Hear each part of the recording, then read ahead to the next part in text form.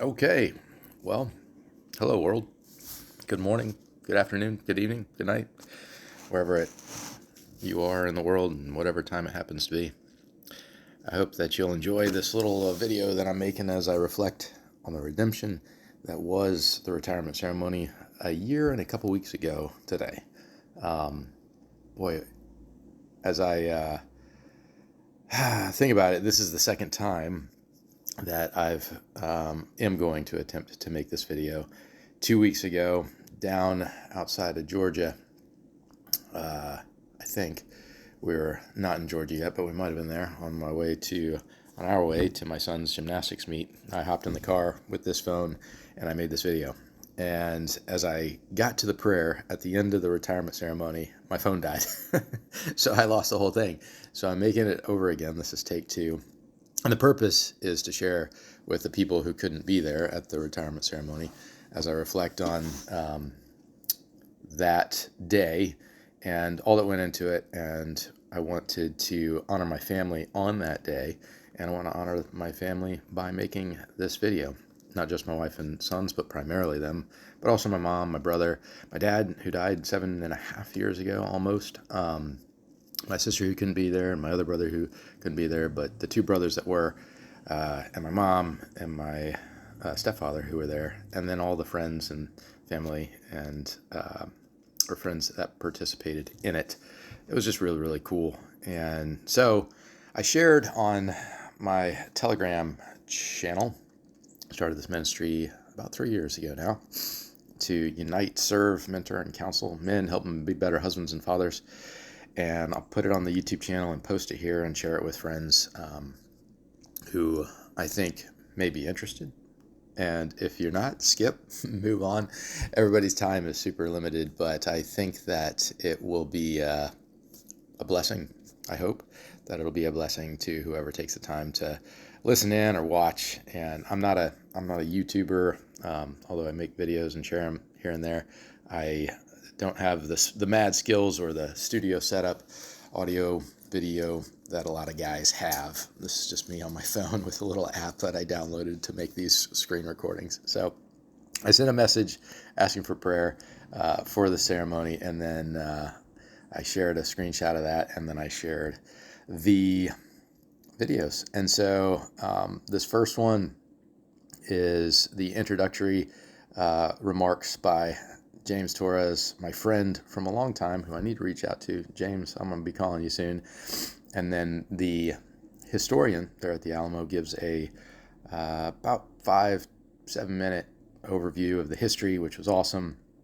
Then we do the invocation and the national anthem, the trumpet and bugle corps. I'm going to pause throughout here, and one of the main reasons to make this too is if I uploaded the video as it is, there's a lot of background noise, birds, construction on the other side of the road, wind noise. My brother live streamed this from Facebook with my other phone, and so by making the video this way, early in the morning before anybody has gotten up, and since I don't have to take the boys to school, I have a moment, and I've been wanting to do this for a while now. Been thinking, well, the anniversary of the ceremony is coming, so I'll try to do it then. I had to do taxes earlier in the week, but getting this done will also feel like something that I've wanted to do for a while, and I'll be glad that it's done. This fourth video, I can't remember what the third part is. Oh, there it is. It says right there. The presentation of the retirement flag and letter from the commandant. And then the fourth is my speech. I talk about my family and give flowers to my wife and medals to the kids. I really like that. Oh, and then Colonel Nelson's retirement speech. I mean, his retirement, retiring officials speech. I'm going to stumble through this because I'm still waking up. Part 5 was what I had to say. Part 6, Marines hymn, and then this is where my previous recording died. Pastor Cole Phillips, my brother's pastor, gave a benediction after some closing remarks. There was also kind of a roast and toast ceremony, which I may not have time to record this morning. I do have to be at work in about an hour, so I'll be pausing this, changing shirts, driving over there, and probably finishing up with a prayer from the Fit20 studio. I am wearing my retirement present gift from my wife, the indomitable battle frog, and yeah, I'll be changing into my work shirt as I get going. But here's the start. Architect, I think. Oh, there's about 5 minutes of It's my brother talking. I don't want to say it's a dry read. There's some parts in it that are pretty fascinating, pretty interesting. There we go. I come over and I'm like, yeah, Mom's not here yet. So, actually, I think that's Colonel Nelson. So I'll listen to some of this, but I'm going to skip ahead. I don't interrupt. I just want to introduce myself. Oh, hi. Ron Jr., right? Yes. Yeah, Sam Nelson. Sam I am. Oh, Sam, great to meet you, sir. Great to meet you. Yeah, absolutely. Thank you. What a great event. Yeah. Really glad that you be here. I know it means a lot to have. Awesome. Yeah, I wouldn't miss it for the world. Too bad David and Hannah couldn't make it, but they'll see the video, right? Yeah, absolutely. I got it going right here. So. I'm Sam. Cole Phillips. Yes, sir. Yeah, so David and Hannah, I hope that you do get to see this, and I wish you could have been there, but understand that you couldn't, and we'll see you again. Thank you. So what's your association? So I'm Ron's pastor, and I've known Adam for many years. And he's going to do the benediction as well. So.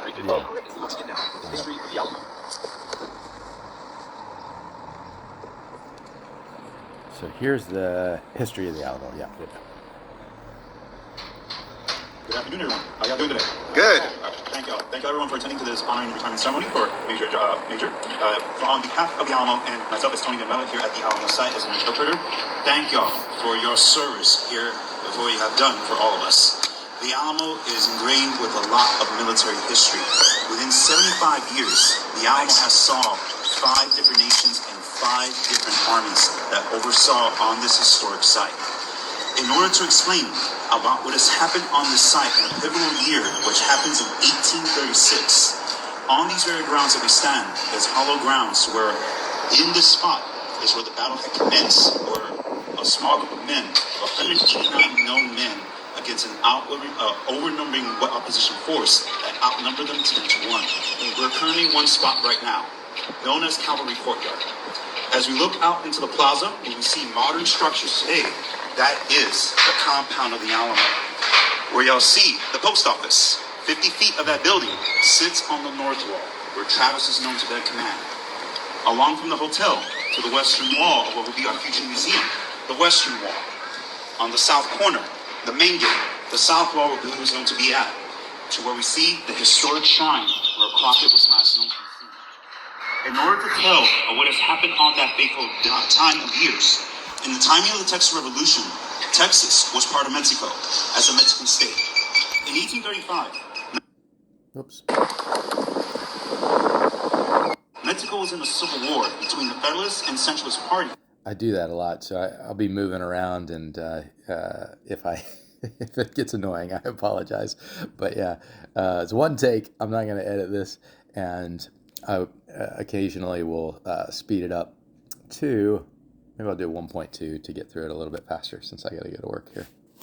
General of the Mexican Army and newly elected president, Antonio Lopez Santana, of the Centralist Party, removed the Constitution in 1824 and limiting state rights caused the revolution to occur within Mexico.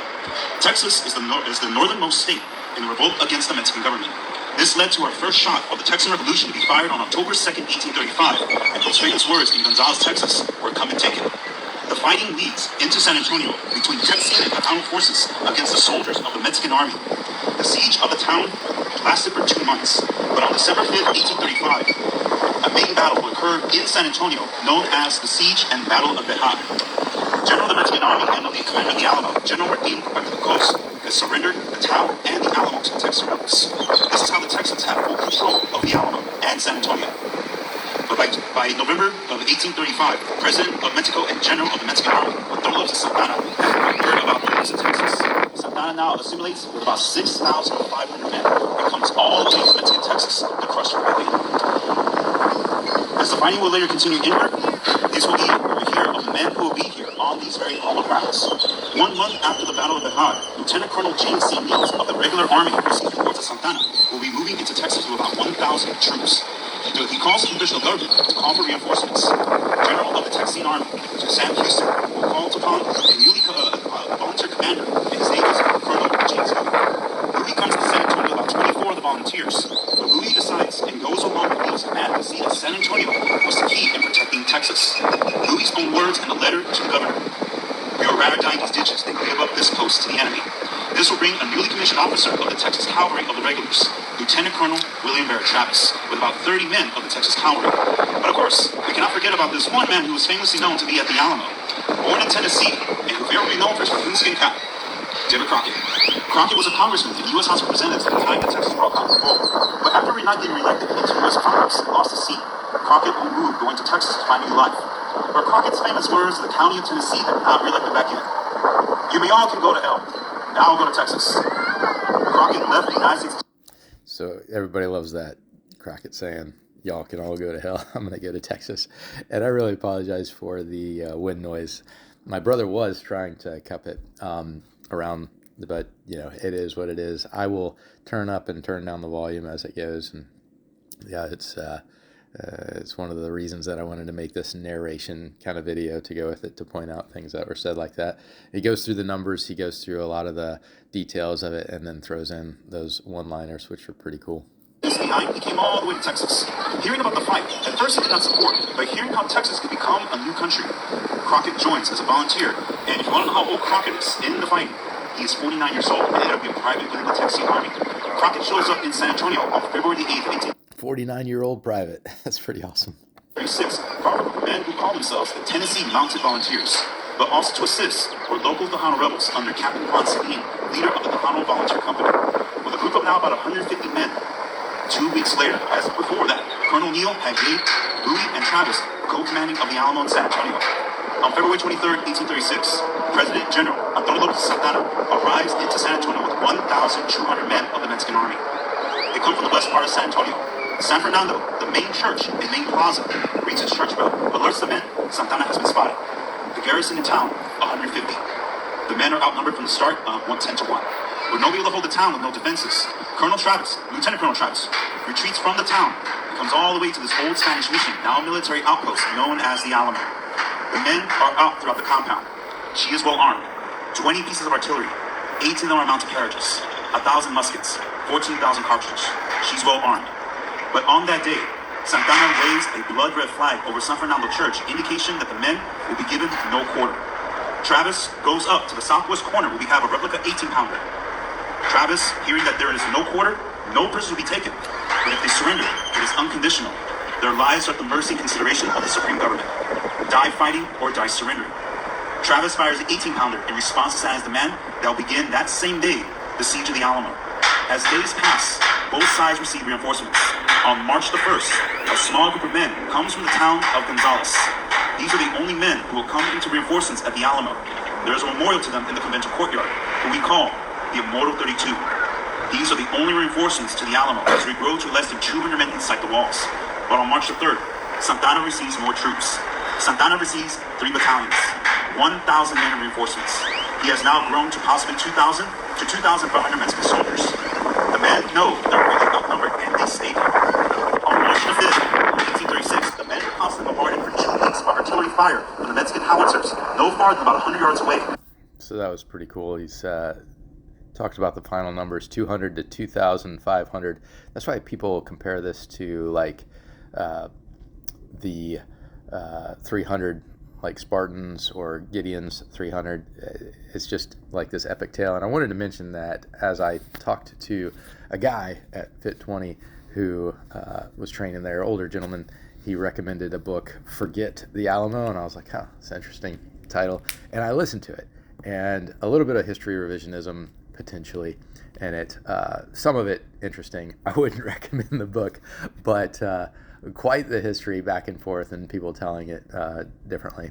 I really liked the presentation. It's only like 2 minutes left, but hopefully you're enjoying it too, even though you can hear the construction in the back, people banging it, and then the wind picking back up again. That's why I'm making it this way. It's actually a screen recording of a screen recording. I'm screen recording now, and I did a screen recording about a year ago to put it here on Telegram, and I did try to find an application to reduce the background noise, but nothing was working, and so this is the best I can do.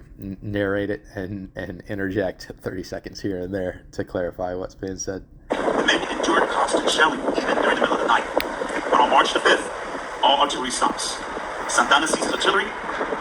The defenders fell asleep after being sick for 2 weeks, but Santana uses this as a tactic. On March the 6th at 12 in the morning, calls a meeting to his officers. The time has now come to strike a decisive blow upon the enemy occupying the fortress of the Alamo. By 3 o'clock in the morning, the Mexican army, without musket shot range from the Alamo's walls, 75 to 100 yards out.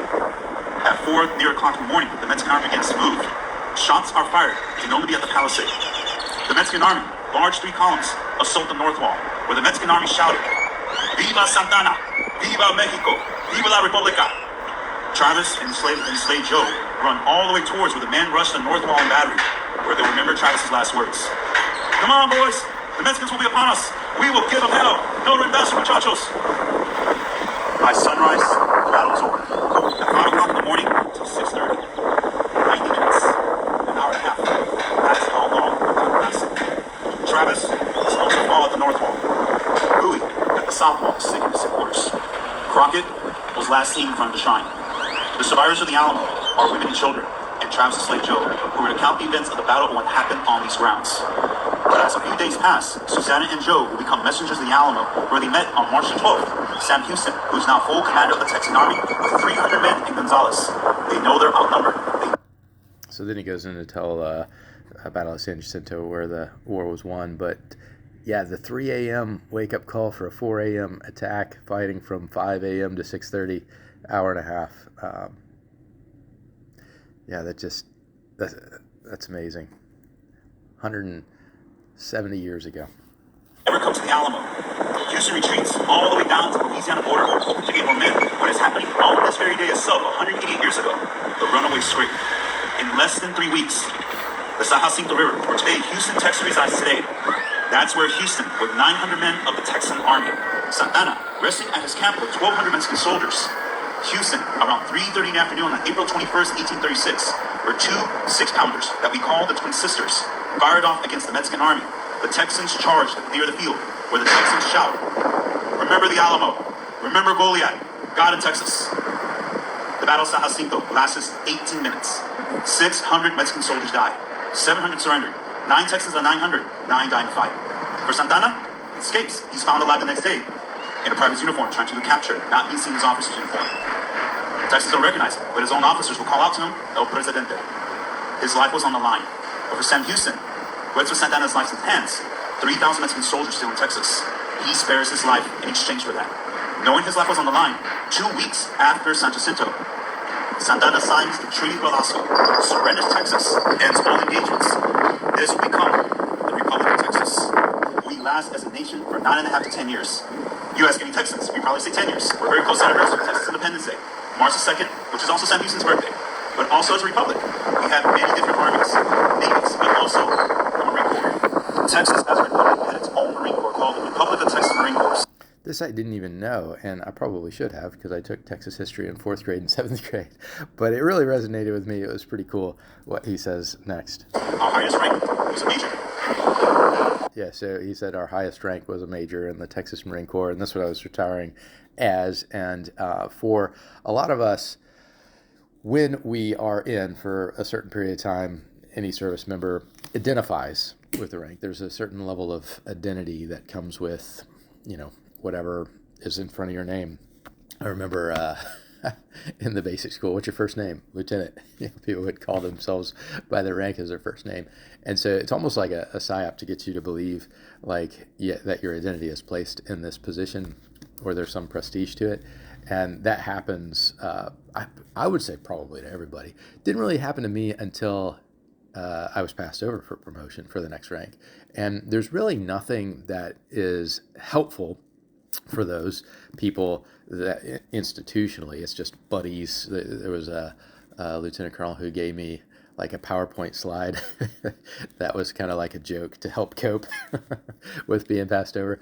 And once you are told that you're not good enough by the institution, your chances of that happening again go sky high. So my year, it was a 42% selection rate for my MOS, so not very high. I was one of 10 that didn't make it. There were 8 that did. But then the following year, you go from 48% down to like 2% or less, theoretically. That's what it seems. And so really good gut check, really good humble. Like there was another friend of mine who said that he prayed to be humble, and that he was like, that's a dangerous prayer to pray. And I wrote down, it's only dangerous if you don't really mean it, because if it happens, yeah, it sucks. But I mean, the fruit of it is so much more valuable. So for me, best thing that could have happened, because I was a very prideful individual and needed to be humbled. But this was kind of like that redemption of like, it's actually a pretty cool rank. By 1845, Texas will accept the treaty of the annexation offered by the United States. On July 4th, 1845, 55-1 saying yes will be part of the United States. On December 29th, 1845, President Polk will sign the treaty. Texas, the Lone Star Republic, is no more. We become the 20th state of the Union, Texas, the Lone Star State. Thank you all for everyone for attending the ceremony, for hearing this history talk. Congratulations, sir.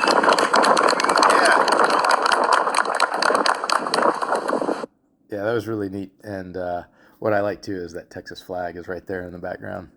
Music architect, I think. I'm not familiar with that. Now we'll go to the next part. Thank you for that inspiring talk on the history of the Alamo. At this time, I would like to welcome you all to the retirement ceremony of Major Adam Johns.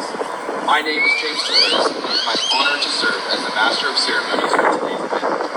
We would like to extend a special welcome to the extended Johns family and all friends who are here in person or watching online.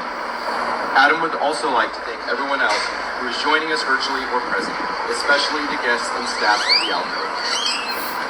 Would you now please rise for the invocation given by Chaplain Dave Arthur, Major, Texas State Guard, former Army chaplain and Marine Corps artillery officer. At the conclusion of the prayer, please remain standing for the playing of our national anthem. Dave's a lieutenant colonel in the Texas State Guard now. I'm really glad he was able to be there. Please join me in prayer. Heavenly Father, we gather here today to celebrate the career of our brother Adam.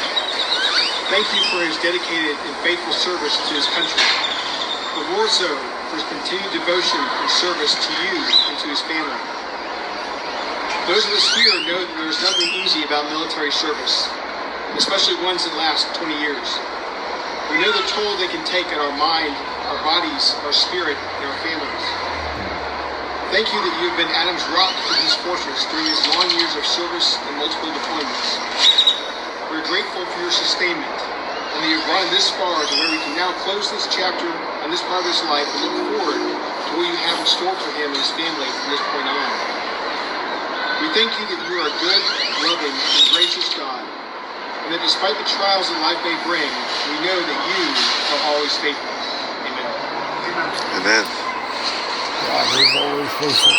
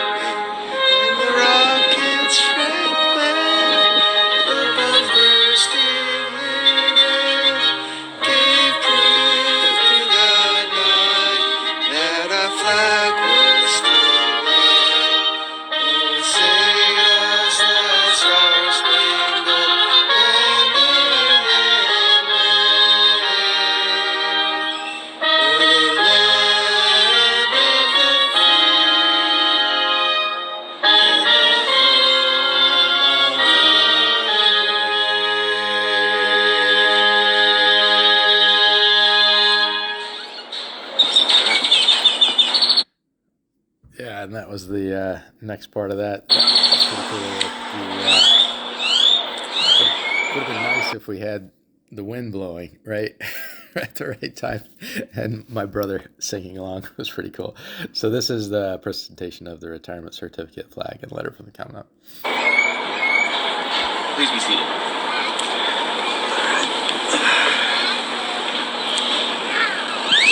Ladies and gentlemen, now taking his position is the retiring official for today's ceremony, Colonel Sam Twister Nelson, United States Marine Corps, retired. Where's he retired from?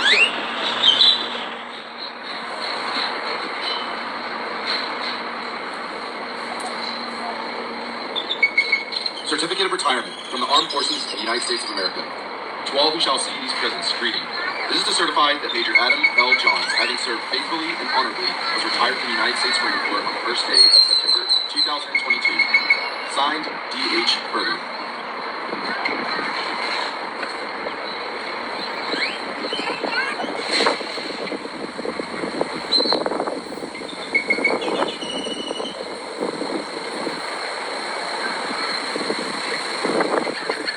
Photo op there.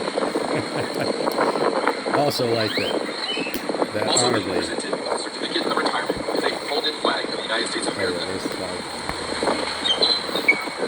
Appreciation for Major Johns' service, accompanied with a letter from the Commandant of the Marine Corps. There's the letter. The letter reads, Dear Major Johns, on the occasion of your retirement, I extend my sincere appreciation for your dedicated service to the Corps. During your career, the Marine Corps has been involved in combat, and it has been because of Marines like you that the Corps has included itself so well on the battlefield. A high standard of excellence in conduct and performance have long been our hallmark, and with it, the unique spirit that sets us apart. You can be confident that you were part of that legacy, having attained your grade in an organization such as ours. In recognition of your long and dedicated service, we cannot fail to acknowledge the contributions of your family over those many years. Long and frequent separations are a way of life for Marines, and it takes a very special kind of recognition and connection for this. We owe them our deepest gratitude. As you leave our ranks and go with the knowledge that this Corps service will have a lasting influence, and it is with you, friends, fellow Marines, we wish you well in the coming years.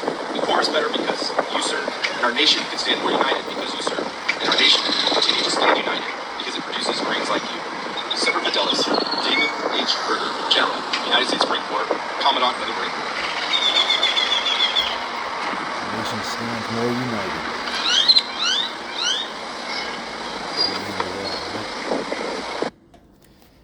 And then the next one is Twister's speech. So I head out. At this time of the ceremony, we'd like to recognize Adam's family for their dedication, support, and personal sacrifice throughout his 20-year career. Giving my wife flowers. There's Shiloh. Sending my mom flowers. As a token of appreciation for his family's devotion, faithful endurance, and long suffering over the years, Major Johns, with the help of Colonel Nelson, presented some flowers to Major Johns' wife, Maria, and his mother, Joanne.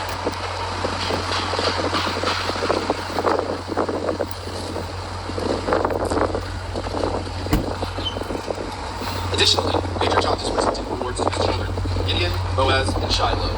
Gideon's medal displays a horse, which indicates his speed and endurance in sports, like soccer and track. Boaz's medal has an eagle, representing the soaring heights he accomplishes in gymnastics on the rings and high bar.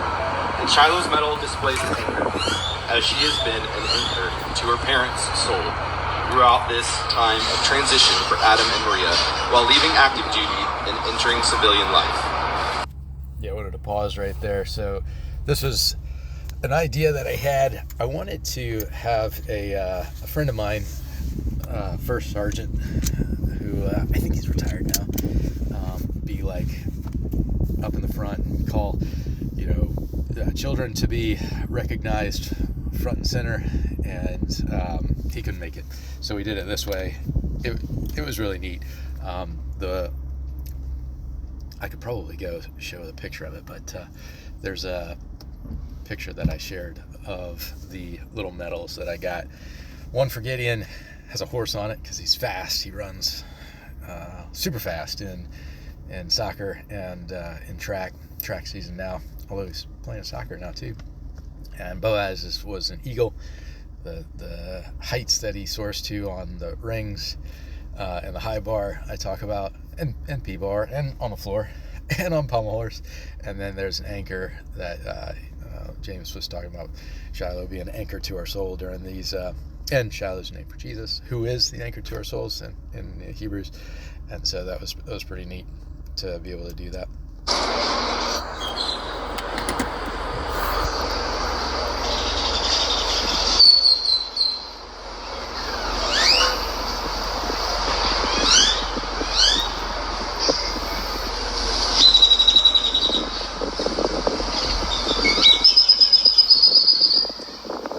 Ladies and gentlemen, the retiring official, Colonel Sam Nelson.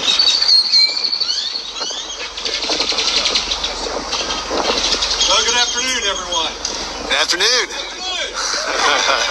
Friends, family, guests, welcome. In particular, besides the man of the hour, welcome to Maria, Gideon, Boaz, Shiloh. I know you're all very proud of Adam. He's accomplished something very special. He deserves to be celebrated today. Also, a special welcome to Luann, Adam's mom, and Ron Sr., who, although can't be with us here today, I'm sure he's looking down on us beaming right now. Also, welcome to Adam's brothers. Ron is sitting here with us, a.k.a. Bear, and David and Hannah weren't able to make it, but Josh, did Josh make it? There he is. Hey, Josh. Good to meet you.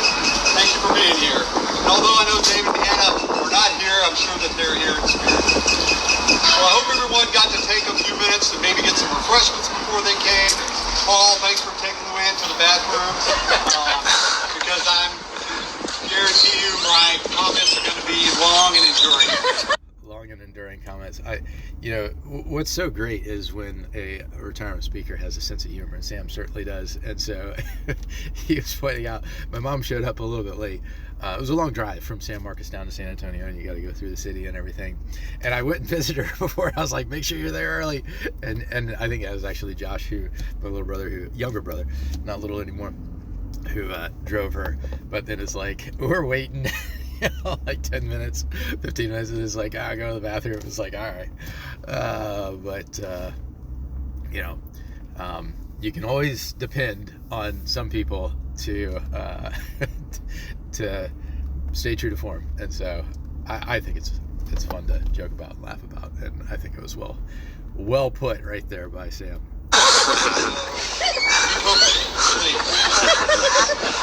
But before I do that, please all join me in a round of applause for the staff here at the Alamo. Thank them.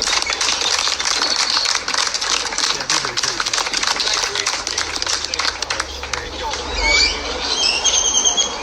So seriously, today is about Adam and his family. And it's an opportunity for us to thank them collectively for their service to this great nation.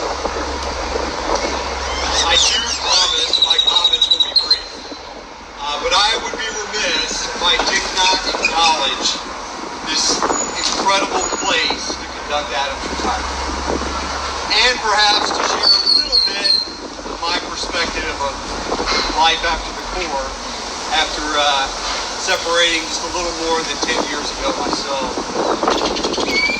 As I was thinking about how special it is to do a ceremony like this at the Alamo, I was struck by how fitting a location to celebrate a Marine. Vicki and I are truly honored to share this moment with you and your family. You and Maria hold a very special place in our heart for more than 20 years now, going all the way back to the chapel in Okinawa.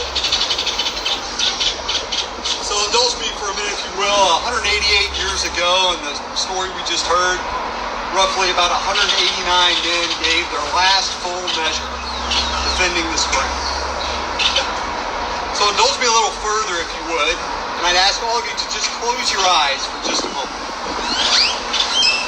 Picture, as you walked up to the face of the Alamo, that frontal facade, what that looks like in your mind. If you were to think of a word that describes this location or the events on those days 188 years ago, what word would come to mind? So please open your eyes. Anyone, what word comes to your mind? Tenacity. Say again, tenacity. Tenacity. Great word. Great word. Any other word? Courage. Courage. Bravery. Thank you. Bravery. Excellent. Sure. Excellent word. And for me, on top of those, I think of character. I think of perseverance.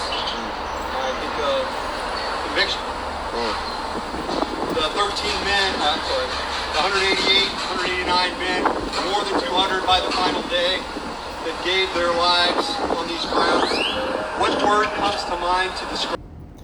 Had to pause it coming through the garage gate and getting a phone call, but rewound a little bit. Sam's going through kind of this reflection exercise of thinking through the Alamo and coming up with words that express like the idea of sacrifice and nobility and character and everything that goes into that went into the lives of the men and the events of that day. Anyone, what word comes to your mind? Tenacity. Say again, tenacity. Tenacity. Great word. Great word. Any other word? Courage. Courage. Bravery. Thank you. Bravery. Bravery. Excellent. Sure. Excellent word. And for me, on top of those, I think of character. I think of perseverance. I think of conviction. The 13 men, the 188, 189 men, more than 200 by the final day, that gave their lives on these grounds. What word comes to mind to describe them? Heroes. Thank you. What other words? Heroes. Any other words come to mind? For me, I think of, I'm sorry? Faithful. Faithful. And loyal, faithful. I think of character. I also think of grit. You know, it's always amazed me how images mean so much and last so long. I was not at the Alamo, contrary to popular opinion. Not quite that old. Neither Adam nor I were at the Alamo. Had we been here, the outcome might have been different. Story for another time. I didn't know these men, but the image of them is ingrained in my mind. Adam, would you mind standing up? As you look at Adam, if you did not know him and saw him in public, dressed like this, what word would come to mind to describe him? Ron Jr., you can't answer that. What would you think of? Again, I think of character. I think of discipline. I think of someone in the back said, a hero. Adam, please take your seat.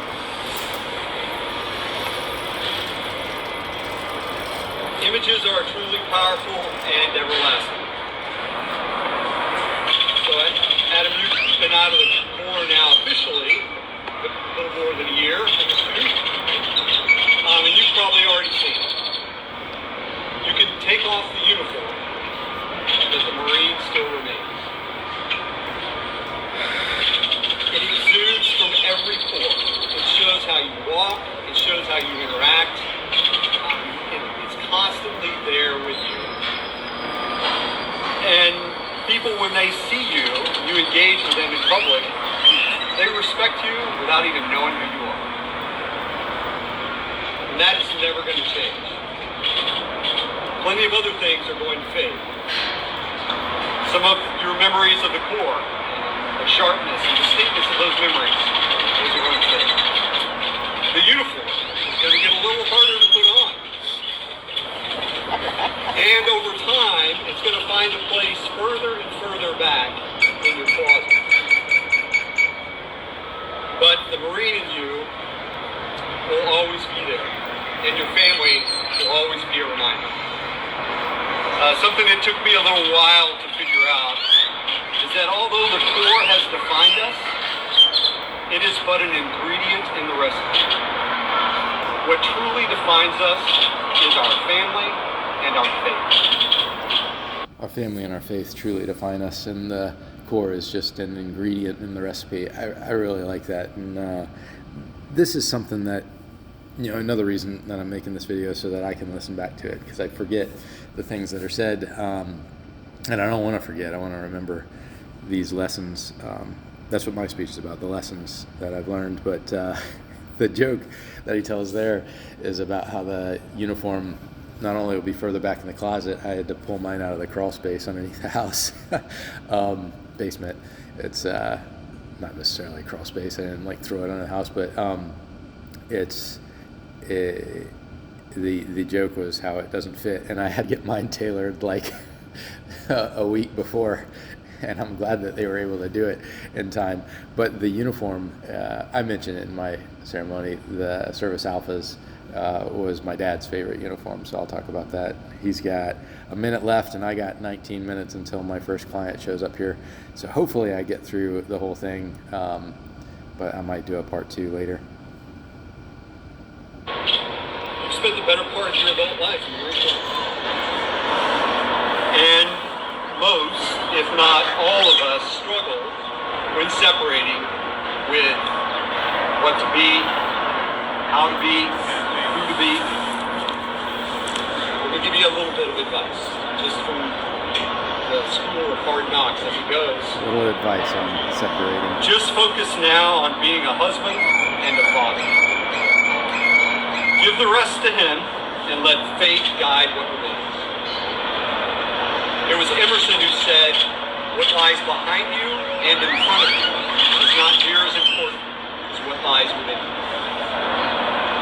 Again, what's behind you and in front of you is not near as important as what lies within you. You know, by the way, the real success to life after the Corps, remember this, Maria is always right. And that's tongue-in-cheek. That's a joke. The family captain will kind of push back on that. You know, there's some truth to trusting that your wife is trying to do it right, but we all make mistakes. And so I have learned, though, in 20 years in the Marine Corps, to trust that intuition that Maria has, and I'm so thankful for it. So, ladies and gentlemen, I give to you Major Adam Johns, U.S. Marine Corps. The inside joke there is the background between Sam and Vicky and us is that in 2018, I think it was, I think it was 2018, we brought them out to Okinawa. Might have been 19. I'm pretty sure it was 18.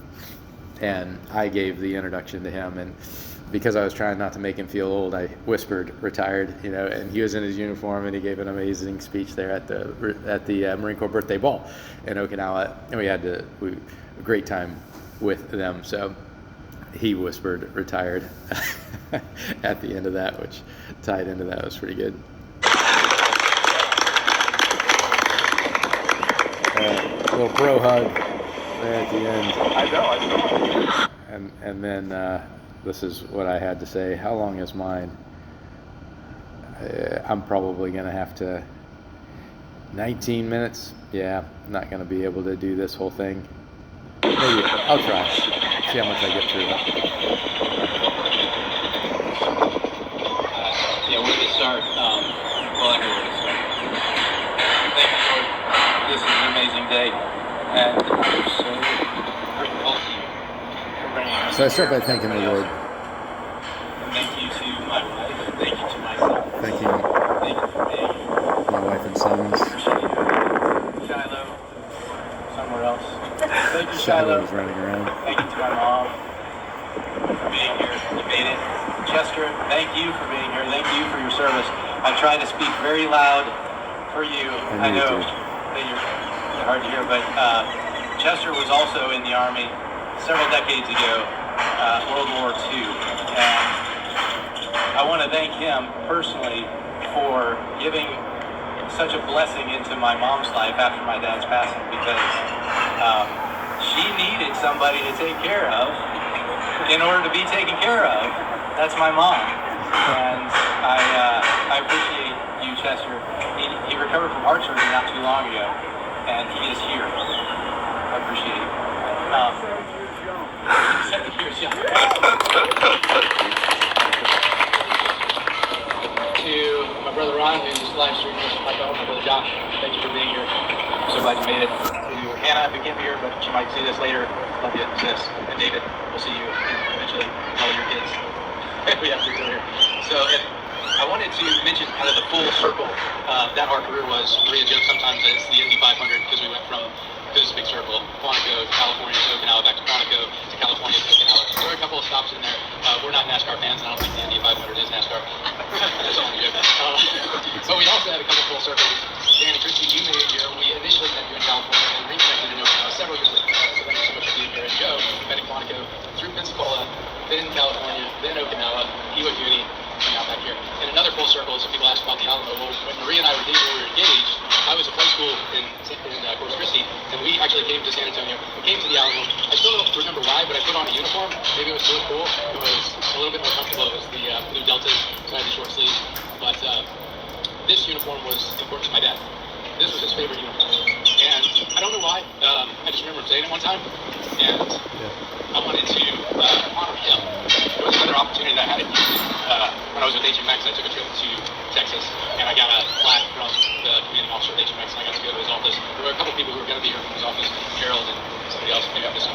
And I got to get in front of everybody that he worked with, and I said, this is the man who made me who I am. And I was able to do that, kind of choking back tears like I am right now. And this honors him as well. So this is for you. And this is the uniform that you wear when you check into a union. And I'm checking into the first SIP. So I have multiple reasons for multiple things. The speech that I have is multiple lessons learned. Start out with 10, but I'm down to 7 because I like the number 7. It was my soccer number. But in these 7, there's like triads or threes. The first one is about lessons learned. And my buddy Hobbit on 15-view workups would say, I'm going to stop saying lessons learned because these are just lessons observed. We're not really learning anything because we're repeating the lesson. And that's one of the lessons in my Marine Corps life, is that often I'm repeating the same lesson over and over again. Sam, you're definitely right. Maria is always right. And listening to my wife as she walks over there, I think she doesn't hear this part because she was like, don't say that. But I have to say it because she is right most of the time. And that's a lesson that I have to relearn over and over and over again. And a subsequent part of this lesson is that you can't lead those that you don't listen to. And I am supposed to be leading my family, obviously. And so I have to listen to them.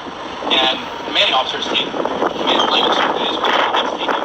But it's important because it's an opportunity for us to hear back from these leaders. We had an email box, and there was one which didn't exist until the CEO that you had moved created one. And that was like an anonymous way of giving feedback to the CEO. And those CEOs need that feedback in order to lead those who they're leading. So go ahead and get an opportunity to evaluate me. And Gideon this year said a couple weeks ago while I drove you to school that I moved up. That's feedback that helps us evaluate. Yeah, I asked Gideon. Gideon said I was doing well when he evaluated me, and you can't lead those who you don't listen to, so you got to have the feedback. I mentioned command climate surveys and that kind of feedback. Definitely hard to hear. I still first client's going to show up in 10 minutes. I'm playing this at 1.5x, and I got like 14 minutes left, so I'm going to have to pause this and put it together, but I am going to get through this. Hey, can you get that water bottle? I need water this morning. So that was the 7th. That was the 7th of several. First of several lessons. There's another lesson learned. Just to get 1, which is number 6, is God's faithfulness. Because if He is for us, it doesn't matter if He's against us. And the man with his wife is just in His favor. He's given you, Maria, when you're for me, my abilities increase. And I wanted to mention that, but this is the third part of it. When I'm for myself, nobody really wants to be for me. So a lesson of humility throughout my time in the Marine Corps was a lesson that I had to continue to relearn as I thought of who I was for and who I was about. And what I wanted to be was only about Jesus. I wanted people to see any confidence that I had was for Christ. So that was another one. Another one is number 5. You should just say the change is what made all the hard work worth it. There's a phrase of failing. I had 2 CEOs. One had a very peculiar view of failure, that he was totally afraid of failing. Another one didn't even believe in failure. Both of them were amazing. They were wonderful. But I learned that failure and success are just 2 sides of the same coin. And if you rest on past success, that'll just lead to future failure. And past failure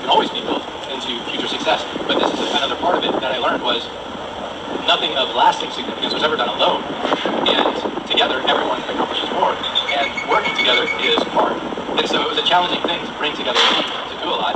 And the family dynamic sometimes makes things challenging, but it's worth it. It's so worth it in the end when we look back and see what we were able to do together, because it wasn't about me. Even though my call sign was Marine Own Program. So most people appreciate that. But it was not what I was trying to be about. It's just, non-conformity wasn't really highly esteemed in the establishment. But I still have it. Number 4. This is another 3-part. People don't care about what you know until they know about you. How much you care, obviously. People don't remember what you say, but they never forget how you made them feel. The third part of this was, I would forget what I said, but somebody else would remember it and remind me later. I had a sergeant who was at HMX with me 3 years later. I think it was 2016. I remember the year because the coach would. He's repeating it if he's listening. And he called me and he was like, "You were my spiritual father." I don't remember having any discipleship discussions with him. That was the guy I was mentioning earlier, Leonidas, the spiritual father type thing. And man, I'm playing this fast and my mind is like racing, but the lesson about failure, and then which was also a lesson about humility and teamwork, and this lesson right here, like I could just sit here and like reflect on it for a long period of time. So I actually hope that these first members don't show up, so I don't have to train them so I can finish this video, but they'll probably show up and I'll have to pause it.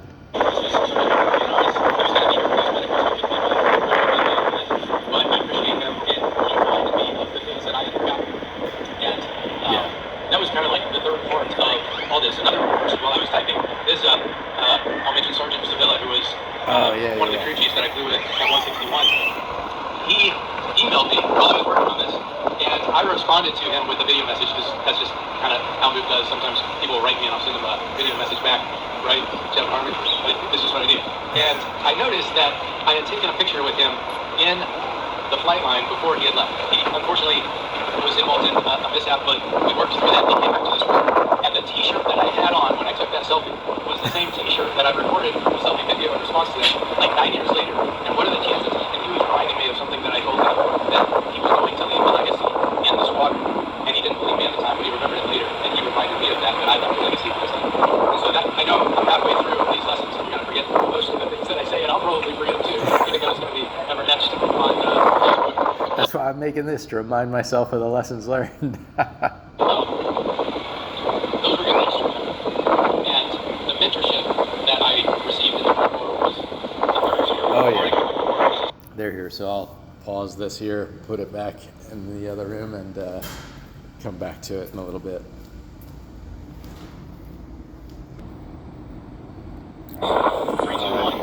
From the time that I went to I can mention Steve Purcell's math teacher in Lifestyle Christian School.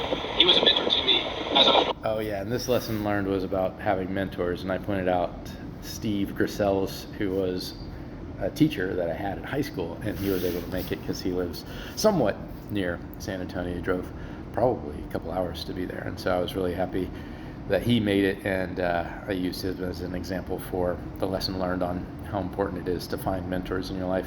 So thank you, sir, for being here. When I went to the Marine Academy, Jimmy Trular, who's in Maryland, who took me here, he took me aside and just like me. I went to TBS. A lot of people knew Chris Brady. He mentored me through that. I had a mentor in Okinawa, Bernie Manisol, another nav vet. Bernie. And then back to Quantico with HMX, Chris Brady took me in again. And then when I went back to Okinawa, Colonel Rieger was there, who I met while I was at HMX in the back of a room up in Dallas, because before he gave his presentation, he wanted to pray. He grabbed the 2 guys, I was one of them, and he prayed, and that etched in my heart the need to pray before something, and that's why we had an invocation, that's why we had a benediction at the end, because when we ask the Lord for his assistance, he provides that, and he does so through other people who are the mentor. But the second part of that is that it was my job to seek out those mentors, because they didn't really know that I wanted to learn from them. And sometimes I was difficult to teach, and so I apologize to all my mentors of all the time.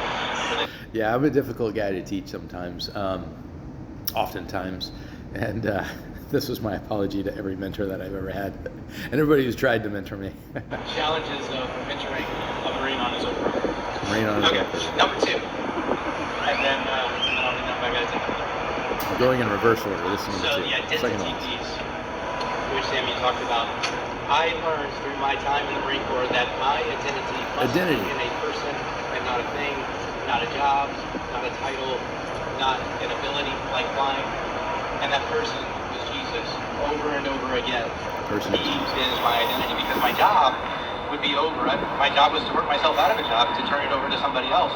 There was one job that I couldn't work myself out of, and that was to be the husband to Maria and the father to Gideon, Boaz, and Shiloh, who came on much later, a very wonderful surprise.